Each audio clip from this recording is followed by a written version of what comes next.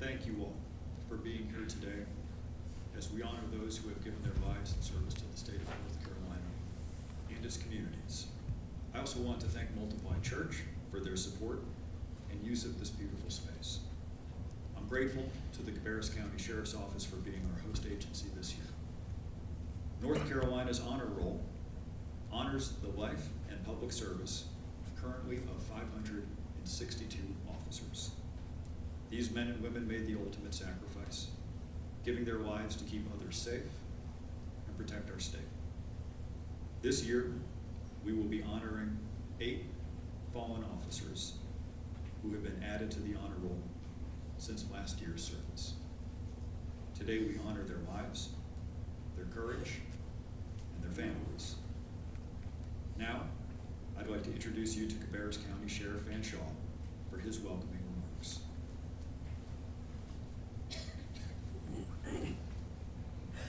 Good morning.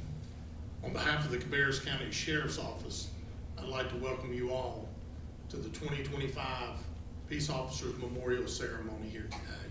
We appreciate you being here and you being here in Cabarrus County. Today we gather to honor the memory of our fallen officers, to pay tribute to their service and sacrifice. These brave men and women put their lives on the line each and every day to keep our community safe. And we are forever grateful for their dedication and courage. We mourn their loss and offer our deepest condolences to the families, friends, and colleagues. May their memory be a blessing to us all, and may their legacy continue to inspire us all. I thank you so much for being here today and helping us to honor all fallen officers in the state of North Carolina. Thank you.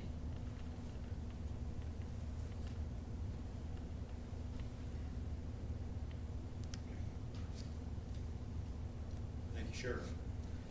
And now to present Governor Josh Stein's proclamation, Secretary of North Carolina Department of Adult Correction, Leslie Cooley Dismukes.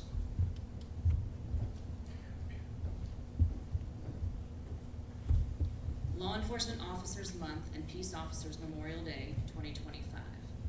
By the Governor of the State of North Carolina, a proclamation.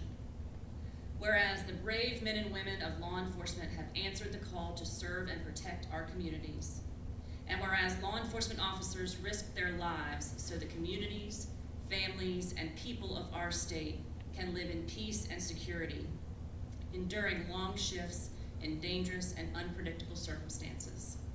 And whereas the members of our law enforcement agencies play an essential role in safeguarding the rights and freedoms of all North Carolinians. And whereas members of law enforcement recognize their duty to serve the people of North Carolina by safeguarding life and property, by protecting against violence and disorder, and by protecting the innocent against deception and the weak against oppression or intimidation. And whereas our nation observes Law Enforcement Officers Week and Peace Officers Memorial Day during the month of May, and whereas throughout May, law enforcement agencies and other businesses, organizations, and individuals will hold appropriate events and ceremonies across North Carolina to celebrate the selfless public servants who wear the badge and put themselves in harm's way to keep us safe. And whereas on Peace Officers Memorial Day, we pay respect for those who have lost their lives in the line of duty and recognize with deep gratitude the critical contributions and sacrifices of all law enforcement officers and their families. And whereas during this month and throughout the year, the state of North Carolina commends our members of law enforcement and honors their courage and dedication. Now therefore, I, Josh Stein, Governor of the state of North Carolina, do hereby proclaim May 2025 as Law Enforcement Officers Month and May 6, 2025 as Peace Officers Memorial Day in North Carolina and commend its observance to all citizens.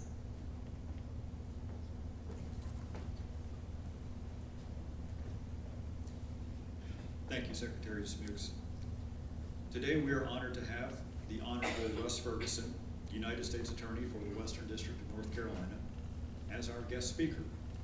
U.S. Attorney Ferguson was appointed by Attorney General Pamela Bondi on March 3rd. His office serves 32 counties across western North Carolina, including the eastern band of Cherokee Indians. U.S. Attorney Ferguson also serves on the board of Nourishup, Charlotte's Food Pantry, and Meals on Wheels organization. U.S. Attorney Ferguson, thank you for being with us here today.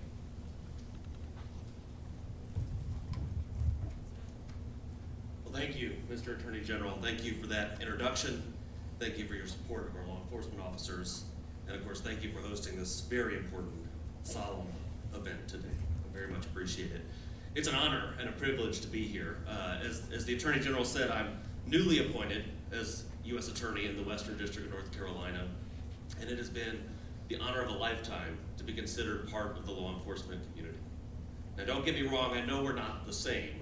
I know that we in the U.S. Attorney's Office don't run toward danger the way police officers do. We're civilians that run to the police in the face of danger. But we have the same goals, and we work toward those same goals, but not in the same way. Our law enforcement officers put their lives on the line every day. They go to work every morning knowing they may not come home. And I use morning metaphorically because our law enforcement officers go to work every evening, every holiday, every weekend. They work around the clock. But every shift, they know they may not come home. And for what? Not for the pay, not for the recognition, which is not afforded often enough or to the extent that it should be. Our law enforcement officers risk their lives for the deepest sense of public service. You know, in government and in politics, we talk about public service a lot. And certainly a lot of people give back to the public in different ways. But no one puts their life on the line for the public like our law enforcement officers do. Law enforcement officers make our lives better. There's no question about that. And some of them pay the ultimate price doing that for us. And we must remember, in times like these, when law enforcement is too often criticized, we have to be even more purposeful and committed to recognizing the men and women in blue for who they really are. Our guardians, our protectors, those who are willing to put the safety of others ahead of their own lives. That's really something. That's really something when unspeakable dangers lurk at every traffic stop, every knock on a door, every call for service. But through all of those dangers lurking in every moment of every shift of a law enforcement officer's day, they continue, unwavering and undeterred. The blue armor that defends our streets and our homes, our schools and our communities. We are so grateful for that. But today is not just a day for gratitude. Today is a day of remembrance. Because what every family hopes never happens as they kiss their loved one on the way out the door to work does sometimes happen. And law enforcement officers do lay down their lives in their service for others. I will forever remember April 29, 2024. I remember what I was doing. I remember who I was with. I remember the weather. I remember the chill that ran down my spine when I heard the news that day. 8 officers shot serving a warrant. Serving a warrant, something our law enforcement officers do every single day. Routine work, serving a warrant. 8 of them shot. 4 lost their lives that day. You know who they are, but I'm going to say their names. U.S. Marshal Tommy Weeks, Detective Samuel Pellichet, Detective Alden Elliott, and Officer Josh Iyer. Their loss has left a permanent mark on our city, on our state, on our nation, but more importantly, so has their bravery. We will never forget what they did to protect us. But unfortunately, they are 4 of many. You've got a book of others who have done the same with you. And their impact is deep on our communities and their families. These officers were more than a well-pressed uniform. Their mothers and fathers, their sons and daughters, their brothers and sisters, their spouses and friends. Behind every badge is a worried family. A family that's endured late nights, missed holidays, and constant worry. We owe them our highest honor. To the families of our officers, please know that we are deeply grateful to you. We are thankful for your strength. We are grateful for your resilience. We are grateful for your sacrifice. And we are grateful for your willingness to share your loved ones with a world that so needs their courage and so needs their protection.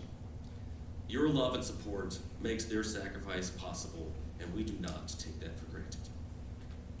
To our officers, whether serving in big cities or on rural back roads, we sleep soundly at night knowing that you're there, protecting us. We are grateful, and we know that you do not get enough credit for your work. As a representative of the United States Department of Justice, and Mr. Attorney General, I'm sure you join me in this, I want you to know we have your back, and you have our thanks. Thank you for keeping us safe. Thank you for your service. Thank you for your devotion. Thank you for your courage. Thank you for your bravery. May God bless the souls of the officers that we honor today, and may He bless and protect those